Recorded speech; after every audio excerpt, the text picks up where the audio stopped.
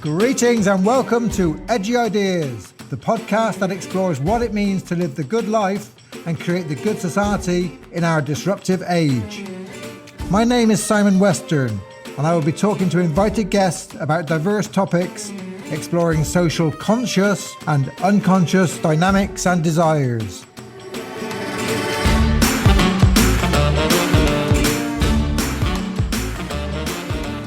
So welcome to this edition of Edgy Ideas. Today, my special guest is Caroline Bainbridge.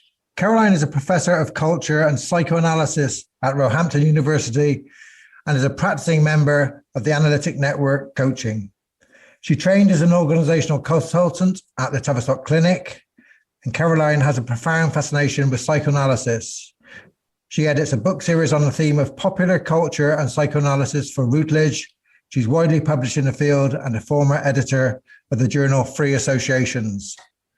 Caroline, it's great to have you on the show. How are you today? I'm really well, thanks, Simon. A bit sad to see the disappearance of the sun and the reappearance of the rain, but, you know, British summers for you. Where are you talking from? Which part of England? I'm here in Liverpool at the moment, just not far from the beach with the Anthony Gormley statues on. So that's been a salvation the last few months or so. They're wonderful, aren't they? I worked in Liverpool for a decade, and that beach and those statues as a sea kind of for those who don't know, they're statues on the beach and the sea kind of washes over them. It's really moving, isn't it? Really powerful. It's incredible, and you know there are 100 of them spread over 2 miles. Each one is the same cast iron figure of Gormley's own body. And yet every single one of them is different because of their relationship to the wind and the rain and the sea and the sand. And it's quite glorious. It's glorious. Yeah. Humanity in all its forms. Caroline, you're interested in psychoanalysis and culture and the media, and I'm really excited to talk to you. Tell me, what got you interested in psychoanalysis in the first place? Well, it's a long old time ago, and I was an undergraduate. I was studying modern languages, and one of those languages was German. And in my final year at university, I was introduced to Freud, and I read, I remember very clearly, chapter 6 on the dream work from the interpretation of dreams. And I suddenly thought, why have I never heard about this before? It suddenly kind of gave me a new kind of set of languages and tools to kind of think about how to understand the workings of the mind and a sense of identity. So I was really curious about identity and how we understand self. And obviously I was interested in languages and language as a kind of key aspect of how we develop as human beings. So I got quite into that. And then following my undergraduate, I took a year out, went to Spain for a year, taught English, missed studying, and came back and did an MA in psychoanalytic studies at Sheffield. Uh-huh. And I kind of got stuck into various different psychoanalytic traditions at that point and became quite fascinated with the Lacanian account of language and subjectivity. I know you're really interested in that yourself. What do you think psychoanalysis brings? I mean, I'm like you, we're both fascinated with psychoanalysis and both kind of studied it from different perspectives, object relations to Lacanian and, quite broadly. I mean, for me, it's very interesting. And some people kind of see it as an outdated, kind of old-fashioned, not empirical. You can't measure it or prove it, and they question it. And yet, for me, almost because of that, it's more important. What's your kind of view of why psychoanalysis is important today? I think that's a really good question, and I hear what you're saying. That kind of the attack that's usually levelled is universalist, isn't it? And but I actually think that, especially the object relations approach, kind of avoids that charge because it's interested in our relationship to the world around us and the environment. So I'm quite interested in that. But I also think that psychoanalysis is really important as a framework to think ever more so. And right now, at the moment, in this very complex juncture in history, I think it's really, really crucial. And I think it's crucial because it does 2 things. Firstly, it gives us tools to understand how emotion and unconscious aspects of our experience regulate us and actually shape the way that we organize ourselves, organize our families, our friendship groups, our organizations. But it also allows us to get stuck into the messy bits, like the really complex bits of experience that can be quite contradictory and paradoxical. So what I like to think of in terms of the value of psychoanalysis is that it lets us have our cake and eat it. Mm-hmm. It lets us kind of, it's a kind of both and structure for me. So it can be contradictory. It allows us to sit with contradictions and to learn from them. Yeah. And I think that's a really valuable process, no matter, I think that the problems aren't there with every kind of structure of thinking around power and ideology and subjectivity and relationships and so on. You could level accusations at almost all of them in terms of work. But so for me, I kind of stick with it for those reasons. Yeah, no, I'm the same. And it's a kind of the way it puts subjectivity at the heart and the emotional experience and our unconscious and our affective emotional experience, kind of our awareness and non-awareness. I mean, you talk about our cake and eat it. I think, we can have our despair and our desire at the same time. I think it's exactly. Yeah, it's a really good way of putting it.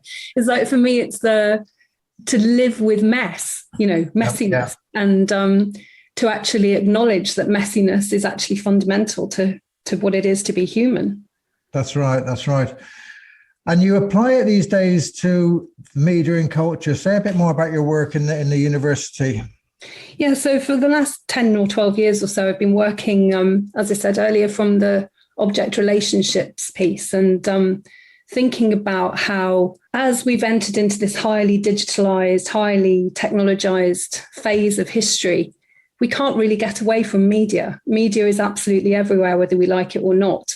And I started really thinking about this and thinking that it's really fundamentally important to understand what this is doing to us psychologically, because I think it's restructuring the human mind. Christopher Bollas talks about this in a really interesting way in his recent book, Meaning and Melancholia. And he kind of formulates this idea of transmissive subjects and transmissive objects. And what he means by that is, if you think about the idea of a mobile phone and the way in which you might have your mobile phone in your hand, he gives an example of people turning up to a brunch in California, somewhere very glamorous. And, they've got caught up in a traffic jam en route, and they start telling the story of what happened. And then one of the couple's phones pings, and they drift out of that story and into the world of the phone, and their partner kind of continues the story. And then the first partner comes back and brings in the experience that he's just had it with the phone. Yeah. So he talks about the phone relays this information to us, and then we relay the information that comes through the phone. So we become in this endless, reciprocal relationship with the technology. So if you think about that, then obviously the way we feel about ourselves and the way we process emotional experience is also working through these technologies. And we see this all the time in social media, don't we? And the kind of strangeness of things like Snapchat filters for kind of changing the way that we represent ourselves and so on. So I'm really interested in how we can use psychoanalysis to understand what's at stake there, and to therefore understand how we might be reworking or need to rework our understanding of the human mind and unconscious experience and emotional experience, and how it's getting processed and manipulated and repurposed through all of this experience. That's really interesting. I think it's I think conceptually we still think about computers and media and social media as kind of tools we use, and actually it's kind of, I think it was Shelley Turkle who wrote, it's not what computers do for us, it's what they do to us. Yeah. And we are all cyborgs now. I mean, we are kind of attached to our machines, and our machines are inside of us, and not just kind of physically like phones in our pockets. It's that object relations. They become objects in our minds, don't they? Yeah, absolutely. And they're really intimate objects as well. If you think about, just in the proximity that we hold our phones close to our faces, we tuck them in our front jeans pockets. They're really close to our bodies and our faces, and in ways that other humans are not on the whole, unless you're in a very intimate relationship with someone. So there's that intimacy and the kind of extraordinary fascination that these objects hold for us. We read so much, don't we, about the addictive properties of phones and various apps and social media experience and so on. But at the same time, we also hear a lot about the whittling down of our attention span. And so how, everything is working at pace and everything is working at a kind of very kind of fleeting, ephemeral level of experience. And I don't think that's right. I think there's something about striving for a sense of an authentic connection and a real striving for something that feels real. And I know that, I'm using that to you as a Lacanian and kind of thinking that's a dangerous word to bring in. I remember when, mobile phones started appearing kind of en masse, and you go to a rock concert or something and the phones would come out, and I started to really see how people's perceptions of kind of the here and now events were changing, that the authentic event seemed to be kind of how it was posted on Facebook later. People found it very hard to be present. It was all about kind of the selfie at the show, or it's all about, I don't know what you think, but how it makes us performance sort of subjects. We become our own kind of performance artists and always on show or on media, and which can be very creative, and it can kind of create a huge pressure on people and a fragmented kind of self. Yeah, I think that you've hit the nail on the head there. It's a brilliant example of what I'm talking about, because it raises a question, doesn't it, about where human experience actually lies. If you're at a gig, are you experiencing it in the moment, or are you actually only experience it once you get the likes online later on? Yeah. And which experience matters more, or do they actually both matter in different ways? And I think this is why I think psychoanalysis is useful, to come back to that both and kind of structure that we talked about before.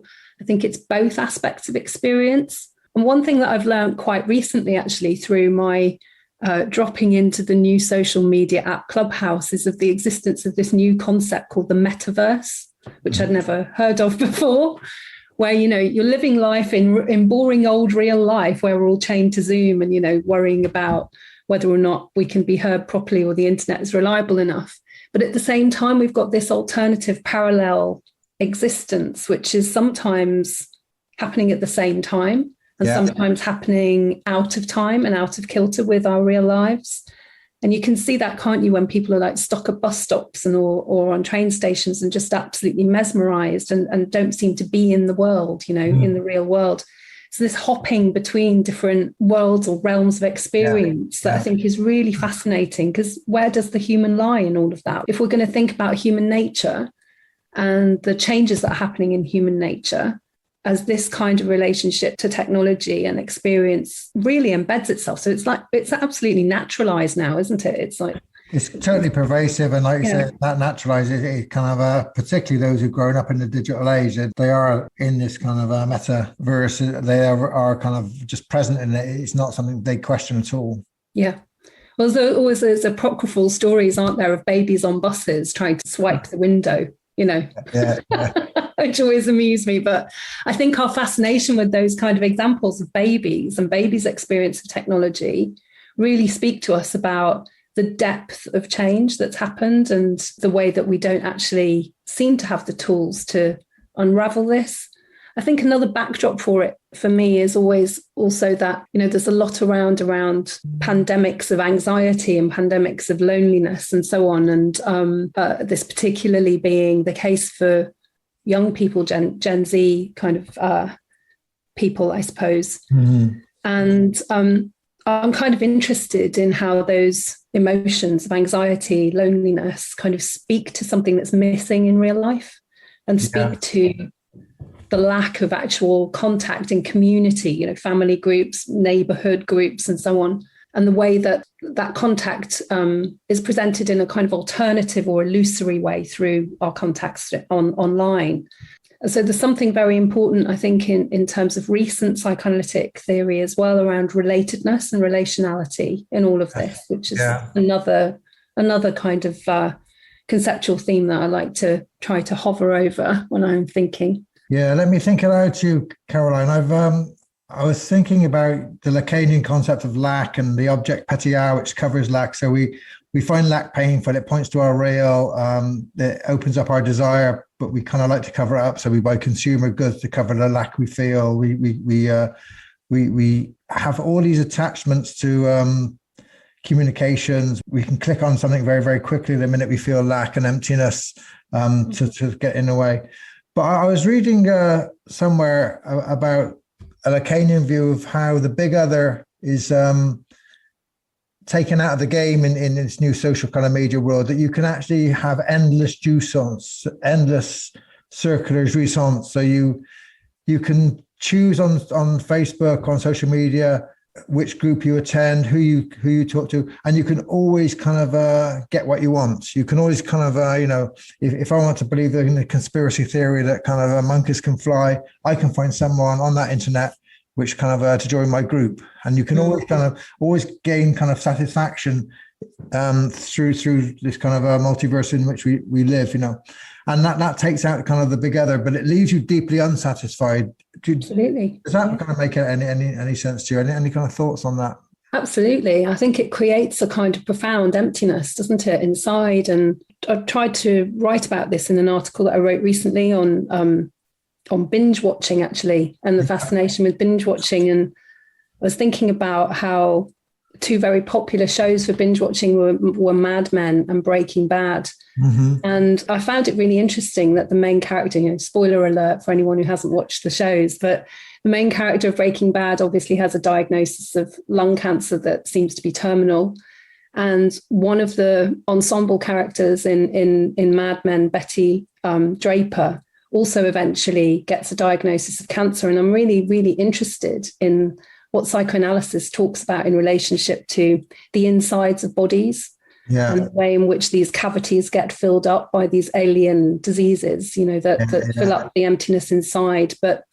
And of course, we do this through things like eating as well. We fill up the cavities inside. We do this when we breathe. We do this when, if people smoke or vape, then they're filling up these empty cavities. And I think that in the thinking that I did around those shows and in relation to binge watching, I was thinking about how binge watching is alerting us to a profound sense of emptiness inside, the kind of dissatisfaction that you're referring to there, and our desire to fill it up. And so we devour these shows and we kind of can't stop ourselves. And it kind of, Netflix has to become a kind of big other, doesn't it? When it now kind of interrupts you and goes, the question is, are you still watching whichever show it is? Yeah, and I love that question, because it's like, where's the emphasis? It sounds like, your mum or something. Are you still watching that show? Yeah, and that's very interesting. The emptiness and the connection to cavities. I hadn't kind of thought about it in that way before. The kind of physicality of that. Again, the unconscious. People think about the unconscious as a kind of a mental thing, but of course it's Lacanian psychoanalysis talks about it being in the body. It's all about the body, and then we experience in the body. It's we can't separate kind of the conscious unconscious experiences. They're physical and bodily experiences, even though we're spending so much time on social media or in the virtual world. Our physicality is kind of is how we express things and how we feel things. Yeah, and of course then, but one of the attractions of the virtual world is also now that you can filter that. So you can, there's been a lot of coverage over a long number of years now about Photoshop and how, particularly female stars get Photoshopped so that they're more attractive or, in inverted commas or glamorized or what have you. But of course, now there's this kind of seeming epidemic amongst young girls in particular around only posting photographs with Snapchat filters and this kind of flattening of a human face, the kind of the human face looking like something from anime rather than a real human face that you'd encounter in the street, and what that does to kind of self-perception, body dysmorphia, all kinds of states of mental distress around identity and bodily experience, I think is very important. Yeah, I think there's a lot there in terms of the physicality of the body. But another reason that I enjoy the psychoanalytic is to come right back to Freud, in one of his earliest pieces of writing in Studies in Hysteria. He wrote that, the aim was to transform what he described as neurotic hysteria into common everyday unhappiness. Mm-hmm. That was the aim of psychoanalysis. And it seems almost as though we've lost the capacity to understand that mature human experience is inflected with everyday unhappiness, that's normal. Yeah. And there is this kind of ideal or idealized life that we're constantly encouraged to strive towards, that these degrees of perceived perception that are actually just an effect of neoliberalism and impossible to achieve. So there seems to be a kind of dangerous kind of, this rock is rolling downhill at great pace, and where is it taking us in terms of the mental health piece and so on.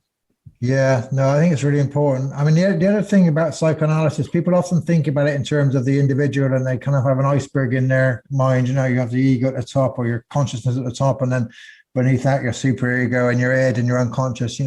That's the kind of classical idea people carry. But you and I both see it as a much more of a social understanding. So Freud wrote Civilization and his discontents, and Mourning and Melancholia, and these papers to me really kind of speak about kind of a more of a social, cultural kind of a condition which is shared. And I was thinking about how melancholic things are. I've written about America being a melancholic state as it kind of loses its empire and doesn't quite know where it's going, and it kind of votes in Trump and stuff. And it's kind of the lack of mourning which goes on, because mourning is a deeply felt. You have to go through kind of that emptiness, and you have to go through that kind of huge grief. And yet it's much easier to kind of binge watch on Netflix to kind of interrupt that, or whatever people do to interrupt it, that we're left in a kind of ongoing state of melancholia, which is difficult to escape from.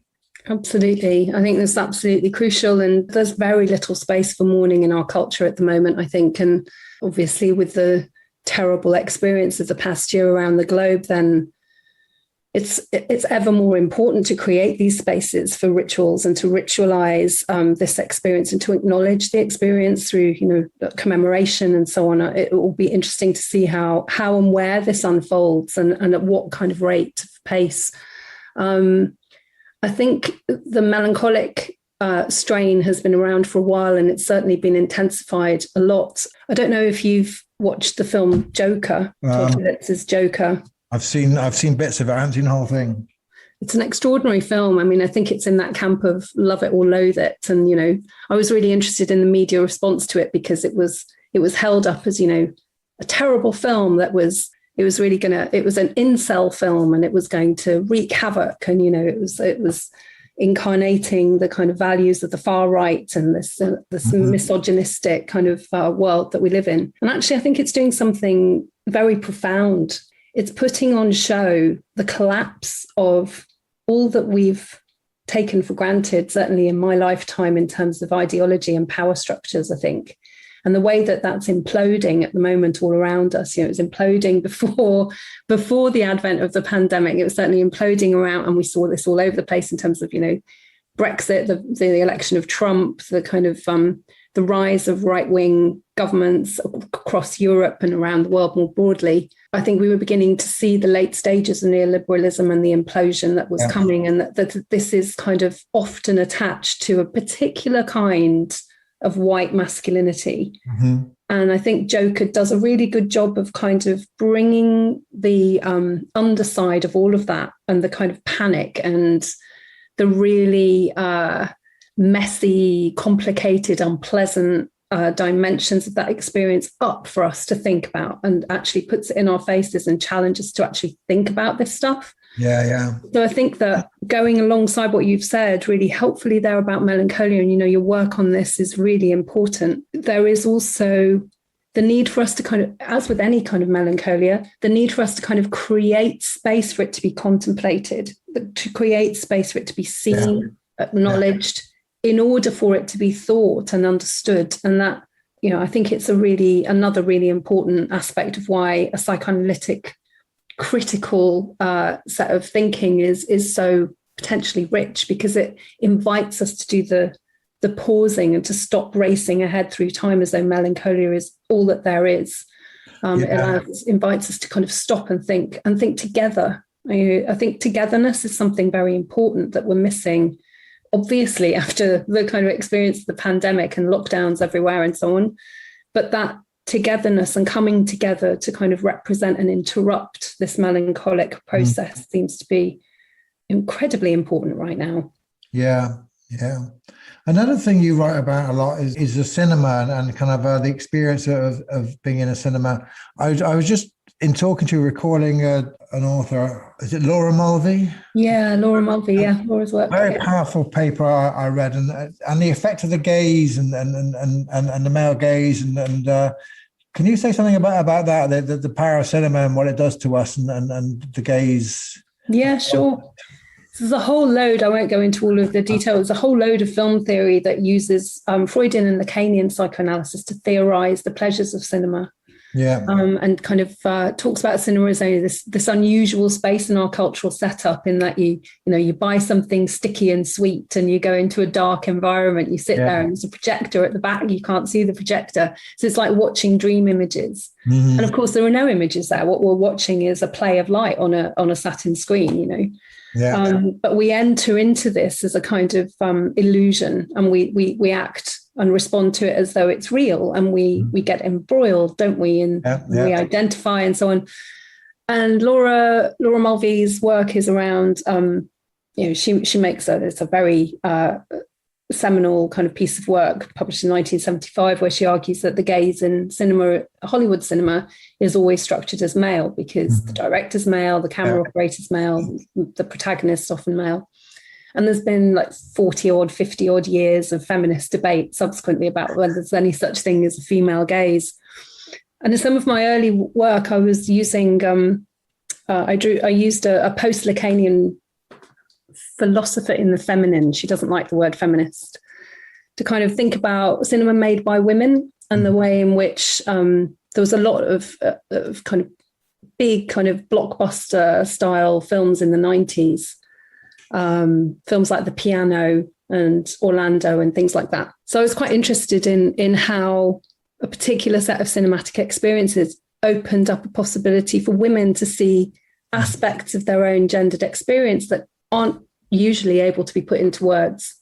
So I wrote a book around, I called it Feminine Cinematics, and I was thinking about the way that cinema kind of creates space for us to feel seen and recognized, and to have our experience, that unconscious kind of aspect of experience, brought up to the surface so that we're in contact with it, and to think about how that process kind of helps us to acknowledge who we are and changes who we think we are. And then later I did some work on very controversial filmmaker Lars von Trier, again another love him or loathe him kind of figure, the famous enfant terrible of 20th century cinema. And he's a provocateur, really, isn't he? And yes, he really is. Yeah, I was quite interested in his work, but actually I drew my work on him to a close by thinking about how his own experience of very poor mental health ended up being mediated and becoming the substance of his own work in the very controversial film Antichrist. And actually, I think what the cinema does for us there is invite us to actually recognize somebody else's mental distress in a way that opens up space for us to contemplate our own mental distress and our own experience, and to think about how cinema might enable us to step into opportunities to seek help, or actually reflect on our own psychological despair and how to make sense of it. Yeah, I mean, he is a real provocateur, as you say. I remember bumping into him without knowing who he was when I saw the film The Idiots. I'm thinking, whoa, what is this? So challenging, like so gripping, and left you thinking, really pushed you to think hard about your own morals and what was going on, and mental health and mental illness and physical disability and all those issues. Yeah. And I don't think it's just art cinema that does this. I think art cinema obviously has this long history of, working philosophically and with kind of big ideas and striving to be like other artistic encounters, something that causes us to pause and think and reflect. But I think this happens also in any common or garden kind of, entertainment context. And if you think about the extraordinary success of the film Mamma Mia, the movie, I remember my own first encounter with that, and I was just so appalled. I was like, this is going to be terrible. It was somebody who really hated musicals. I was like, I don't think I can actually bear it. But actually what I found really interesting about that film, rather than the stage show, is the extraordinary use that people have made of it. So, it just exploded culturally. So there would be like weekly screenings where whole family groups would go once a week, and we'd be dressing up, singing and dancing in the aisles, letting off steam, expressing their friendship.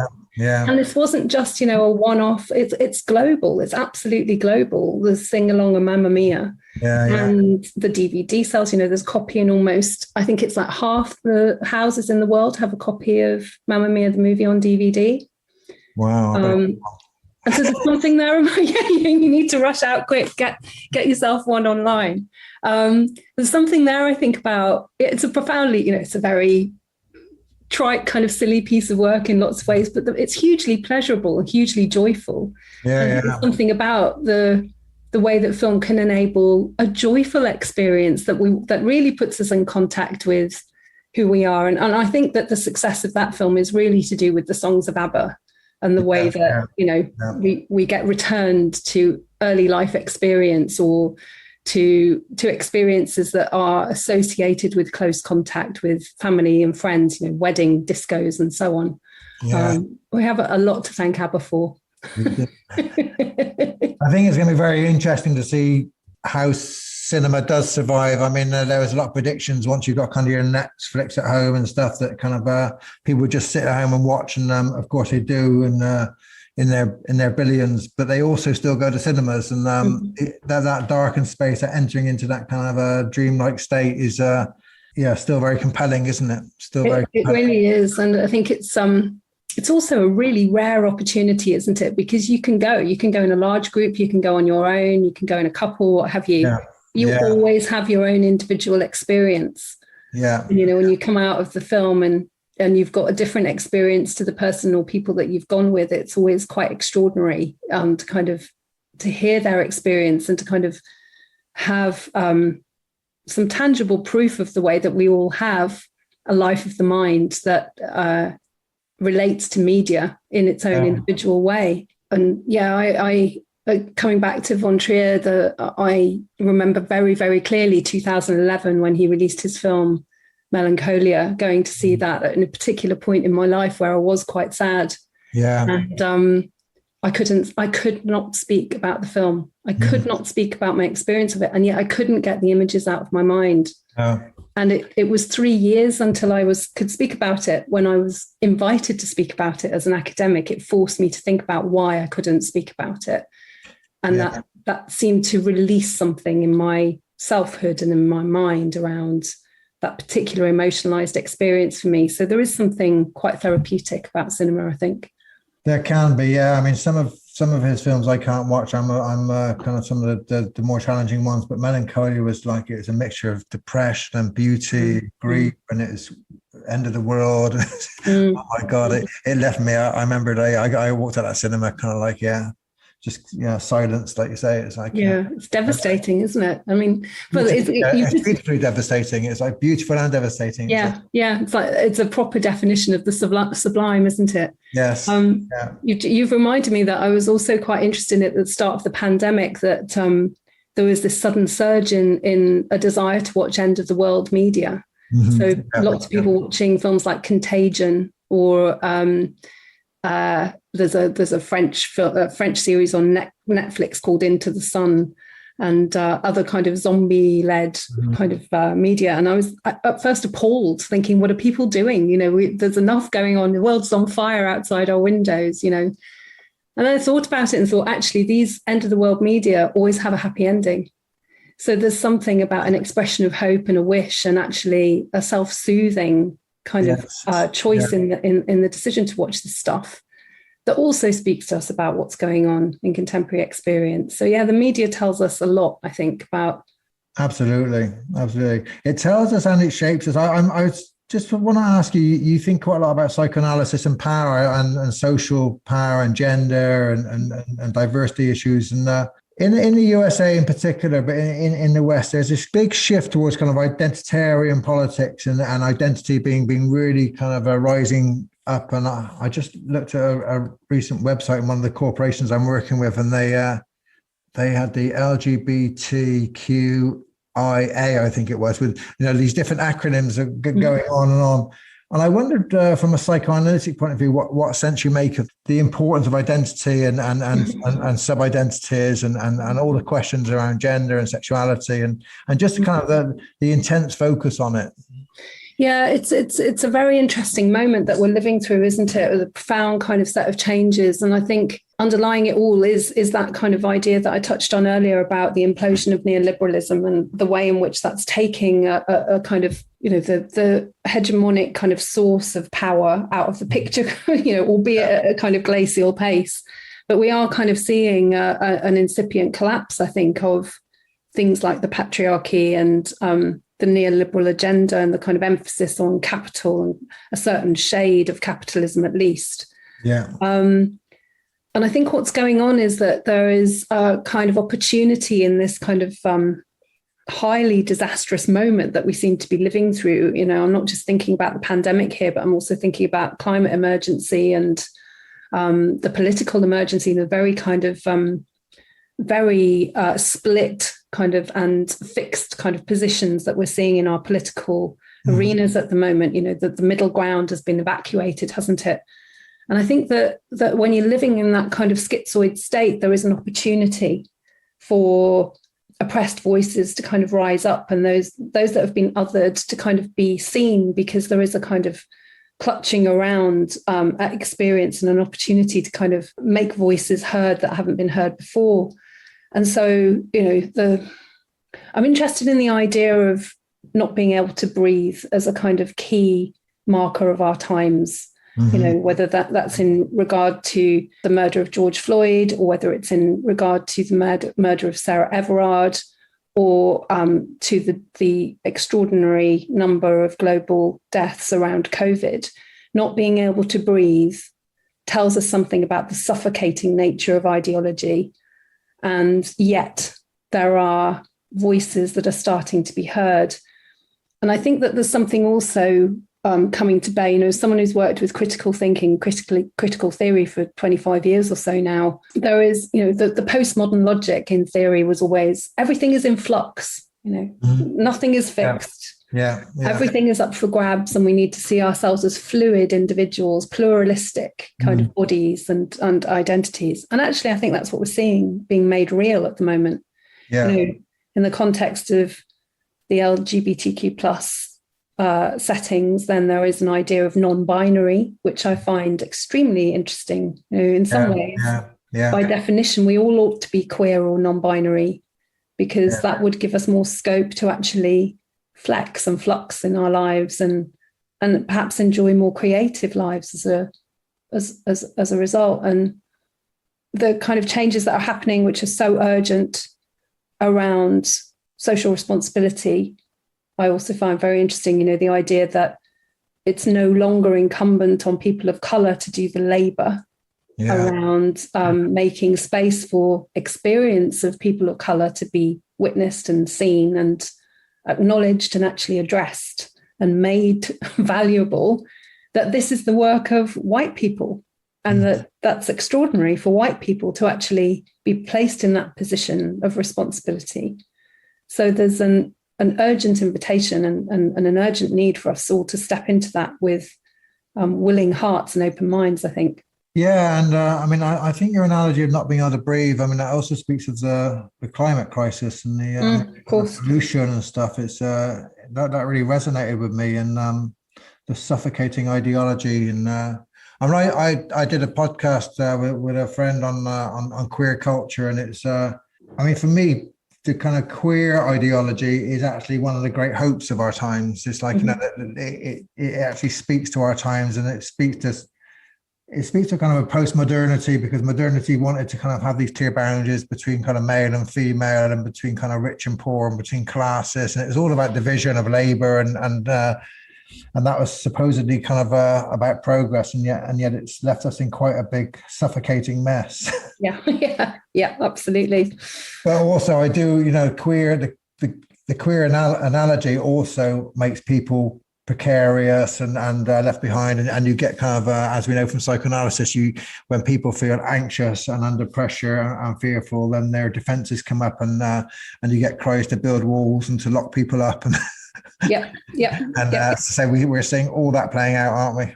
Yeah, I think we are. But I read something that gave me hope yesterday, which was, I think, in the Guardian newspaper, a podcast, which I haven't had time to listen to the podcast, but I read the article that accompanied it, about how the experience of the past year on all those fronts that we've mentioned, Black Lives Matter, you know, the increasing kind of levels of misogyny around the world, climate crisis, the kind of terrible political environment, and so on, is having the effect of politicizing the young generation.